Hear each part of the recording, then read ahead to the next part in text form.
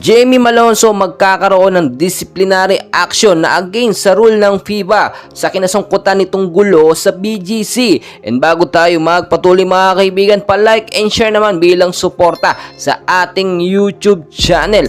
Well mga kaibigan, kaya pa wala sa game ng Gilas Pilipinas itong si Jamie Malonzo kahapon ay nasangkot po ito sa isang gulo sa BGC. Kung hindi po tayo nagkakamali, sa restaurant po ito sa KFC. Lasing po si Jamie Malonzo at napag-initan po ng isang fans, no? Sabihin natin fans or basher, basta nabugbog siya doon. Meron po silang hindi pagkakaintindihan itong customer, itong lalaki na ito na bumugbog kay Jamie Malonzo. Pero kahit nabugbog si Jamie, no, ay against po sa rule ng FIBA yung kanyang ginawang pag-iinom or paglalasing.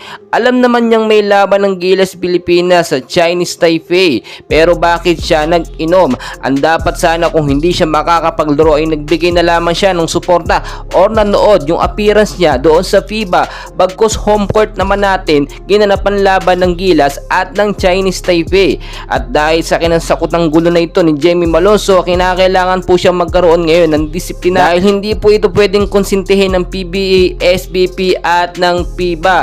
Napaka-restricted ng ganitong mga issue. Yung iinom ka, no, alam naman natin player siya ng Gilas Pilipinas at pinagbabawal po kapag may mga laban ay iinom mga player, no, dahil yun po ay nakakadagdag, no, sa endurance, no, or minsan nakakababa sa mga paglalaro ng Gilas Pilipinas player natin. So napaka very restricted or napakahigpit po ng rules ng FIBA dyan sa lahat po ng sports. Yung iinom ka kapag may laban ng kupunan mo. Sa pagkakataong ito, kahit wala naman si Jamie Malonzo kahapon, so far so good, ang ganda ng performance ng Gilas Pilipinas.